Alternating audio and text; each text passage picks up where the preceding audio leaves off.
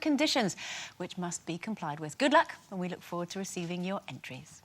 Our final guest of the week has been described by critics as one of the greatest British actresses of recent decades. Not only is she an accomplished actress, she's also a comic favourite, having appeared in Dinner Ladies and the unforgettable Acorn Antiques. She's currently playing a dame who's in her 70s in the West End play Plague Over England. But here's a reminder of her as a fresh-faced 20-something in Upstairs Downstairs. Hello, Georgina. Hello. Oh, you won't need those candles, sister. We can keep the lights on tonight. There'll be no air raids in this weather. It's coming down in torrents. Nurse, don't bring that cloak in here, and quickly to your duties. You're late. I brought this for you. Thank you. How's it been? Awful. I'm exhausted. Private Nichols is dead, and the young French officer at the far end. Go and get some sleep. Please welcome Celia Imrie.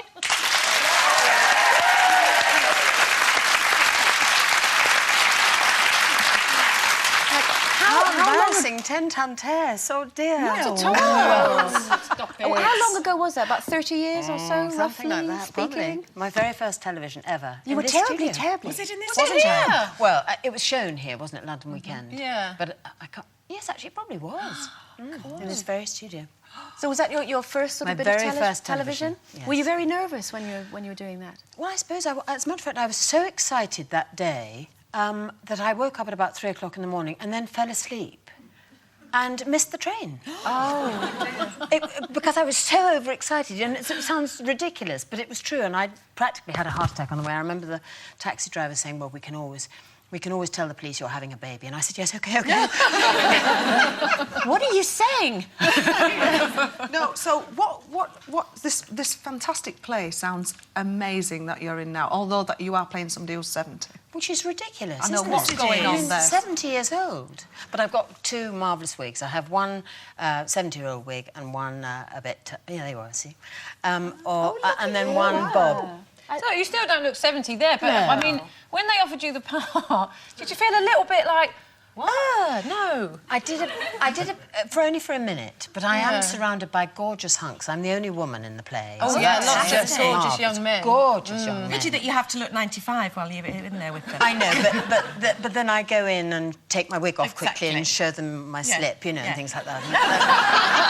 Celia Imrie, I'm so sorry. I say. So what is the play about? Tell us a bit about it. It's about Sir John Gielgud getting caught in the lavatories in 1953, when it absolutely wasn't done. He'd just become a knight, and it was really about, was he going to survive this? And Dame Sybil Thorndike, who I play, was his very, very best friend and helped him through that.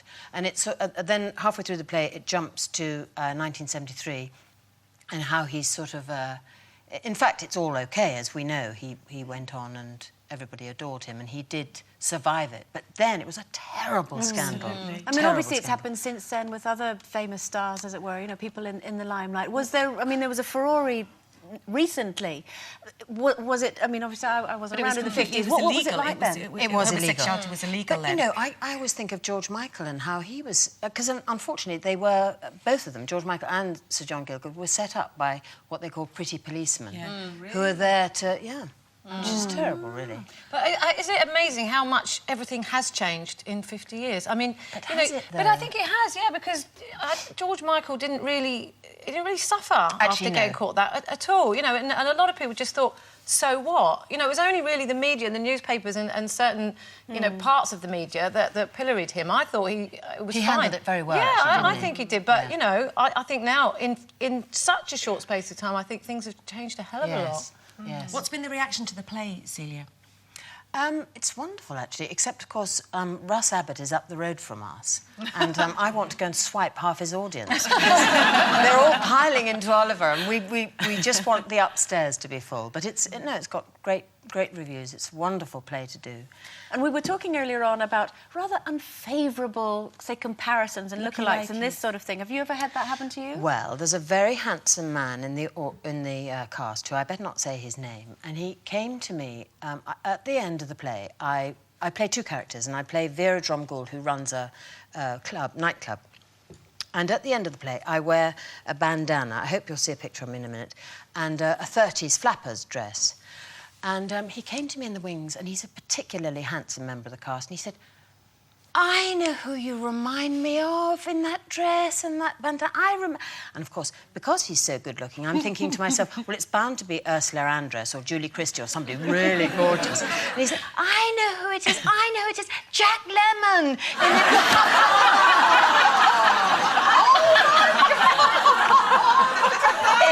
In Some Like It Hot. And he saw my face fall a mile, and he said, you don't mind, do you? And I said, well, no, some people might, but all right. You let him off because he was I let him off, exactly. Yes. At least he was human. Yes. Just keep saying that. Do you know something, though? As an actress, people have said to me many times over the years, you know, is there anybody's career that you sort of envy? And I've often said, and I genuinely, Julie Walters and Celia Imrie, because you do Hollywood movies, you do the most brilliant straight dramas, and then you have the fun of going into a Wood and Walters type sketch show, Acorn Antiques. I just think that you just have it all, really. Well, long may And it you're brilliant last. in everything. I'm very, very lucky. What do you think of our Linda, then, in Calendar Girls? Well, I haven't seen You've her seen it yet? We're No, going I next haven't. Monday. Are you? Yeah. Are you going to shout and scream? Yeah, get him out! Get him out! Which part did you play? Because you were in the movie. Well, exactly. It's very funny, actually. I played Miss November, I think it was, who hid behind the ice buns, and I was going for a very quiet walk along a pier. I was going for a very sort of, you know, one of those strolls you do down a pier, you know, nice wind blowing my hair, and it was quite a sort of rather quiet village in Suffolk. And I was sort of communing with nature. Okay. I can't remember, the Southwold or somewhere like that, but somewhere quite sort of, you know, demure. And I was wandering along the pier, and then suddenly I heard some girl say, oh, look, it's bigger buns! You did need bigger buns, though. I did bigger buns. Considerably bigger buns than Celia bigger Imrie. buns. Do you know, it's been absolutely lovely to have you on the show. Now, Plague Over England, Duchess Theatre, and it's on to the 2nd of May. Yes. Isn't that right? It's Celia Imrie, everyone. Thank you very much. Thank you. That's a lot for this